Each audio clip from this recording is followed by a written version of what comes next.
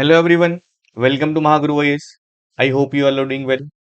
आज के हमारे करंट अफेयर्स के सेशन में हम हमारे न्यूज़पेपर का एक इम्पोर्टेंट आर्टिकल डिस्कस करने वाले हैं, जिसमें इंडियन जुडिशरी एक इम्पोर्टेंट टॉपिक निकल के आता है। ठीक है, इससे रिलेटेड हमारे इंडिया में जो जुडिशियल रिफॉर्म्स का जो टॉपिक है वो बहुत ज़्यादा इंपॉर्टेंट है, रेपिटेटिव थीम है, प्रोमिनेंट टॉपिक है और बहुत ज़्यादा हॉट इशू है।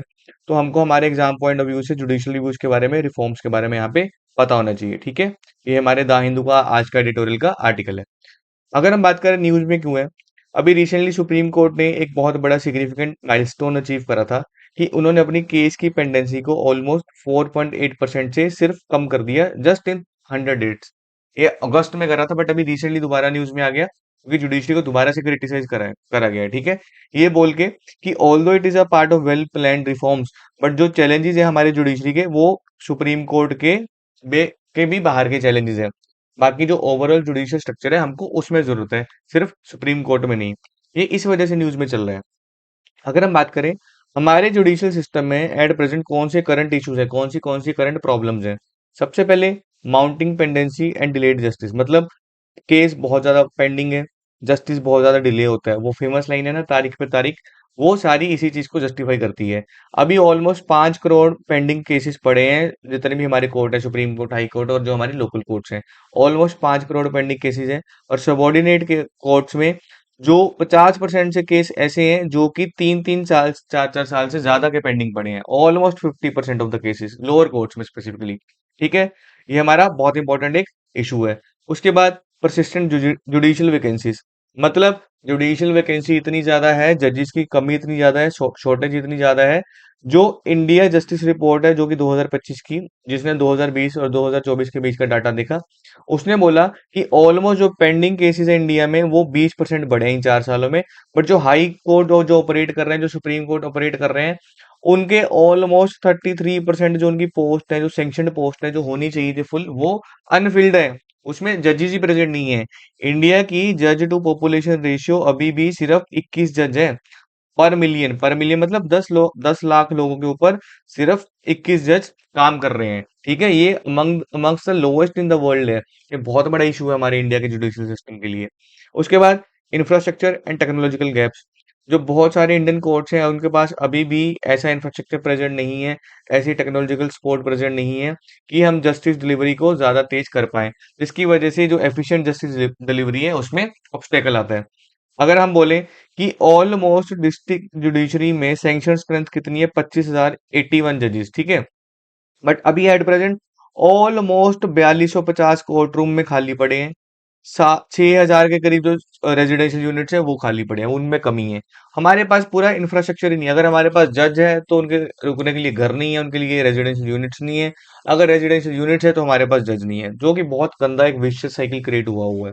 उसके बाद लैक ऑफ जुडिशियल अकाउंटेबिलिटी, हमारे पास कोई भी ऐसा रोबस्ट मैकेनिज्म नहीं है जिसके वजह से हम जुडिशियल अकाउंटेबिलिटी को मेंटेन कर सकें और पब्लिक ट्रस्ट ट्रस्ट को, लोगों के भरोसे को जुडिशरी पे इंक्रीज कर सकें। अगर इसके हम रिसेंट एग्जांपल देखें तो दिल्ली हाई कोर्ट का भी जो केस चल रहा था जस्टिस यशवंत वर्मा के ऊपर, उनके ऊपर बहुत ज्यादा जब केस चला तो पूरी की पूरी जुडिशरी के ऊपर ट्रांसपेरेंसी का वहां पे आरोप लगाया गया था कि जुडिशियल फंक्शनिंग में बिल्कुल भी ट्रांसपेरेंसी नहीं है। उसके बाद बैरियर्स टू एक्सेसिंग जस्टिस, न्याय पाने के लिए बहुत सारी रुकावटें आती हैं, खास करके मार्जिनलाइज्ड और इकोनॉमिकली वीकर सेक्शन जो हमारी सोसाइटी के हैं। अप्रोक्सीमेटली इंडिया की जो 80% पॉपुलेशन है वो फ्री लीगल एड के अंडर एलिजिबल है, कवर होती है लीगल सर्विसेज अथॉरिटी एक्ट 1987 के under. But only 1% of eligible individual access this services, मतलब 80% एलिजिबल है पूरी पॉपुलेशन, उसमें से सिर्फ 1% ही एक्सेस कर पा रही है। बाकी जो 79% है उनको पता ही नहीं है, उनको उनके पास अवेयरनेस ही नहीं है। जो मार्जिनलाइज कम्युनिटी है, जो इकोनॉमिकली वीकर सेक्शन ऑफ हमारी सोसाइटी है, उनको इस चीज के बारे में पता ही नहीं है। उसके बाद lack of representation and diversity in judiciary, very very important point. Judiciary में रिप्रेजेंटेशन की कमी है, डाइवर्सिटी की कमी है। बहुत सारे डाइवर्स ग्रुप्स हैं, अलग अलग तबके के लोग हैं जिनको जुडिशरी में पार्टिसिपेट ही नहीं करा जा रहा। खास करके अगर हम जेंडर के बेसिस पे देखें, कास्ट के बेसिस पे देखें, रीजनल डाइवर्सिटी की अगर बात करें, सबसे पहले तो इंडिया अभी भी हमारी जो first women chief justice of India उसको वेट कर रहा है, उसकी वेट कर रहा है अभी तक। हमारे जब से इंडिपेंडेंस के बाद से अभी तक भी एक बार भी women chief justice of India नहीं बनी है। बट अभी एज एक्सपेक्टेड जो जस्टिस बीवी नागरत्न है, उनको ये अज्यूम करा जा रहा है कि वो 2027 में आते-आते वो चीफ जस्टिस ऑफ इंडिया बन जाएगी, but it's a very long time as of now. और जो सबसे बड़ी प्रॉब्लम ये है कि जो अंकल जज सिंड्रोम का मतलब ये हुआ कि ताया चाचा, चाचा मामा, ऐसे उनके जो भतीजे हैं, उनके जो भांजे हैं, ऐसे बेसिकली वो अपने नेपोटिज्म को फेवरेट को आगे बढ़ाने की कोशिश करते हैं, जिसकी वजह से जो हमारी मेरिटोक्रेसी का जो एलिमेंट है, उसको बहुत नुकसान पहुंचता है। उसके बाद जुडिशियल एक्टिविज्म और potential overreach, very very important point.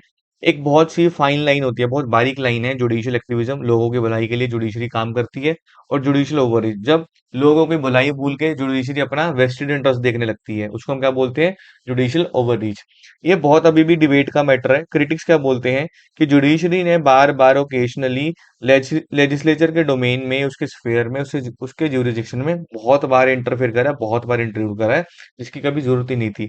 अभी रिसेंटली इसके अगर हम एग्जांपल की बात करें, सुप्रीम कोर्ट ने अभी रिसेंटली इलेक्टोरल बॉन्ड स्कीम को नलीफाई कर दिया है, ठीक है? उसको अनकॉन्स्टिट्यूशनल बोल दिया है। उन्होंने सिर्फ पूरे लॉ को स्ट्रक डाउन नहीं करा, बट उसके जितने भी डायरेक्टिव थे, जितने भी बाय लॉज थे, जितने भी एग्जीक्यूटिव ऑर्डर्स थे, उसको भी उन्होंने नलीफाई कर दिया और बोल दिया कि इस बॉन्ड स्कीम के तहत जितना पैसा आया था, उसकी जो डोनर इन्फॉर्मेशन है, वो डिस्क्लोज करनी ही पड़ेगी, ठीक है? ये एक पॉइंट है कि यहाँ पे पोटेंशियल ओवररीच हुआ है जुडिशरी का, ठीक है? ये हम बात कर रहे थे कि अभी एट प्रेजेंट हमारे इंडियन जुडिशियल सिस्टम में क्या-क्या इश्यूज हैं।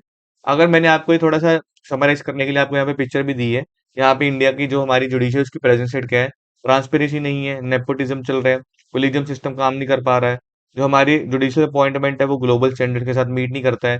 क्वालिटी ऑफ जजेस डिक्लाइन हो रही है, कॉम्पिटेंस नहीं है, इंस्टीट्यूशनल अकाउंटेबिलिटी नहीं है, करप्शन बहुत ज्यादा बढ़ रहा है। जुडिशियल एक्सेस के लिए बहुत ज्यादा हाई कॉस्ट है, बहुत ज्यादा महंगा हो गया है। जो जुडिशियल प्रोसीडिंग है, वो वुमेन के खिलाफ जो क्राइम हो रहे हैं उसको अभी भी इम्प्लीमेंट करने में इतनी कामयाब नहीं हो पा रही है। ये बेसिकली ये सारे हमारे बैरियर्स हैं, ये हमारे करंट इश्यूज चल रहे हैं जो भी एट प्रेजेंट इंडिया को अपने जुडिशियल सिस्टम में देखने को मिल रहे हैं।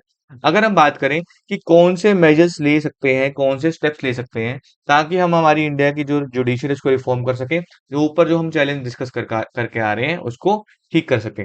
सबसे पहले streamlining case management through technology. हमको टेक्नोलॉजी का यूज करना पड़ेगा अगर केस मैनेजमेंट का जो प्रोसेस है उसको थोड़ा सा फास्ट करना है, थोड़ा सा स्ट्रीमलाइन करना है। ई कोर्ट्स का प्रोजेक्ट है, कोर्ट रिकॉर्ड को डिजिटाइज करने पे ध्यान देना चाहिए। केस फाइलिंग का जो ऑनलाइन प्रोसेस है उसको बढ़ावा देना चाहिए और एआई असिस्टेड केस मैनेजमेंट के ऊपर ध्यान देना चाहिए। हमको टेक्नोलॉजी का पूरा फायदा उठाना चाहिए। फॉर एग्जाम्पल हम देखें तो रिसेंटली सुप्रीम कोर्ट ने अपना इनिशिएटिव लॉन्च करा जिसकी क्या फुल फॉर्म है? Fast and secure transmission of electronic records, faster. ये सुप्रीम कोर्ट ने लॉन्च करा था। अगर बेल ऑर्डर्स को जल्दी से जल्दी एक कोर्ट से दूसरी कोर्ट पे पहुंचाना है और पुलिस वाले को तक पहुंचाना है कि इस इंसान को बेल मिल गई है, तो ये प्रोजेक्ट लाया गया था, ठीक है? हमको टेक्नोलॉजी यूज करनी पड़ेगी अगर हमको केस मैनेजमेंट ढंग से करना है। उसके बाद जो एडीआर मैकेनिज्म है, जिसको हम क्या बोलते हैं? अल्टरनेटिव डिस्प्यूट रेजोल्यूशन का जो मैकेनिज्म है, उसको बढ़ावा देना पड़ेगा, जिसमें मीडिएशन, आर्बिट्रेशन और लोक अदालत को हमको उसकी इंपॉर्टेंस को बढ़ाना पड़ेगा, ठीक है? इसके साथ क्या होगा? अगर हम लोक अदालत को बढ़ावा दे रहे हैं, तो जो फॉर्मल कोर्ट्स के ऊपर जो बर्डन है, जो बहुत ज्यादा बोझ है बिना बात का, वो रिड्यूस हो जाएगा, वो बहुत कम हो जाएगा। अभी रिसेंटली इंडिया ने इसी स्टेप को करते हुए इंडिया ने मीडिएशन एक्ट 2023 पास करा था कि एक मीडिएशन काउंसिल बनाई जाएगी, जिसकी वजह से जो फॉर्मल कोर्ट्स के ऊपर जो प्रेशर है, बर्डन है, वो कम हो सके। उसके बाद जुडिशियल अपॉइंटमेंट में रिफॉर्म करनी पड़ेगी और वैकेंसीज का जो हमारा प्रोसेस है उसमें थोड़ा सा चेंज लाना पड़ेगा। हमारा जो अपॉइंटमेंट का प्रोसेस है उसको थोड़ा सा सिंप्लीफाई करना पड़ेगा। अभी एट प्रेजेंट बहुत ज्यादा कॉम्प्लिकेटेड है। फर्स्ट जजेस केस, सेकंड जजेस केस, थर्ड जजेस केस, फोर्थ जजेस केस, ये इतनी बड़ी क्रोनोलॉजी चलती आ रही है। हर बार अलग जजमेंट को देखना पड़ता है अपॉइंटमेंट के लिए, तो जो कि बहुत कॉम्प्लेक्स प्रोसीजर है। हमको जो हमारे सैंक्शनड नंबर ऑफ जजेस है उसकी स्ट्रेंथ को बढ़ाना पड़ेगा। अगर हम हमारे कॉन्स्टिट्यूशन की बात करें, एग्जाम्पल की बात करें, तो आर्टिकल 312 हमारे इंडियन कॉन्स्टिट्यूशन क्या बोलता है? That there should be all India judicial services. अगर हम ऑल इंडिया जुडिशियल सर्विसेज ले ले आएंगे, जैसे हमारे पास all India civil services available है, तो जो हमारा जो जस्टिस का प्रोसेस है, जो जस्टिस का डिलीवरी का प्रोसेस है, बहुत ज्यादा सही हो सकता है। उसके बाद हमको लीगल एड को स्ट्रेंथन करना पड़ेगा और जस्टिस को एक्सेस करने की जो चीजें हैं उसको बढ़ावा देना पड़ेगा।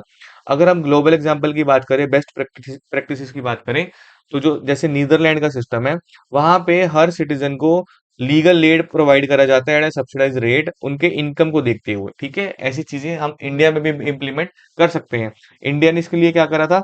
Introduction of tele law services. अगर हम ये करेंगे तो लोग घर बैठे हुए, दूर दराज एरिया में बैठे हुए फोन के ऊपर ही लॉ सर्विसेज को एक्सेस कर सकते हैं, अगर उनको किसी भी तरीके की कोई हेल्प चाहिए। उसके बाद कोर्ट का इंफ्रास्ट्रक्चर और रिसोर्स मैनेजमेंट पे ध्यान देना पड़ेगा। हमारे जो former chief justice of India थे एनवी रमना, उन्होंने क्या बोला था कि हमको national judicial infrastructure authority of India बनानी चाहिए, जो कि पूरी इंफ्रास्ट्रक्चर के ऊपर ध्यान देगी और कोर्ट्स के लिए एक प्रॉपर ऐसा ढांचा तैयार करा जाए कि उनको कभी भी इस चीज में रुकावट नहीं आए। उसके बाद स्पेशलाइज्ड कोर्ट लेके आने पड़ेंगे जिनका स्पेशल फंक्शन होगा, और कुछ ट्रिब्यूनल्स बैठाने पड़ेंगे। अगर हम देखें तो जो हमारा नेशनल कंपनी लॉ ट्रिब्यूनल था, उसने ऑलमोस्ट काफी ज्यादा सक्सेसफुल रेट शो करा है, ठीक है, कॉर्पोरेट डिस्प्यूट्स को सेटल करने में। फाइनेंशियल ईयर 2024 की अगर बात करें तो जो हमारा नेशनल कंपनी लॉ ट्रिब्यूनल है, उसने ऑलमोस्ट 270 के आसपास रेजोल्यूशन को पास करा, जो हम देखते हैं कि ये पिछले साल से ऑलमोस्ट 242% ज्यादा है। एक साल में इतनी बड़ी ग्रोथ बहुत ज्यादा अच्छी मानी जाती है, बहुत सक्सेसफुल इम्प्लीमेंटेशन माना जाता है। इसी हिसाब से हमको बाकी चीज़ों के लिए भी स्पेशलाइज़्ड कोर्ट को एस्टेब्लिश करना पड़ेगा। ठीक है? ये बात आपको पता होनी चाहिए। उसके बाद हमको ट्रांसपेरेंसी, पारदर्शिता के ऊपर ध्यान देना चाहिए, और जो पब्लिक एंगेजमेंट है उसके ऊपर ध्यान देना चाहिए। जैसे कि जो हमारी कार्रवाई चल रही है उसको लाइव स्ट्रीम करना चाहिए ताकि लोग देख पाएँ। मल्टीलिंगुअल जजमेंट्स, मतलब एक से ज़्यादा भाषा में जजमेंट्स देनी चाहिए ताकि ज़्यादा से ज़्यादा लोग उसको पढ़ पाएँ, समझ पाएँ। लीगल लिटरेसी प्रोग्राम्स को लॉन्च करना चाहिए ताकि पब्लिक ट्रस्ट बिल्ड हो सके और एक्सेसिबिलिटी की प्रॉब्लम ना हो। उसके बाद जो जुडिशियल ऑफिसर्स हैं उनके लिए कंपैशन ट्रेनिंग मैंडेटरी होनी चाहिए, क्योंकि क्वालिटी बढ़ेगी, फेयरनेस ऑफ जस्टिस बढ़ेगा, ठीक है। इसकी एग्जांपल क्या है, नेशनल जुडिशियल एकेडमी का जो करिकुलम है उसको मैंडेटरी अपने सिलेबस में कंपैशन ट्रेनिंग डालनी चाहिए।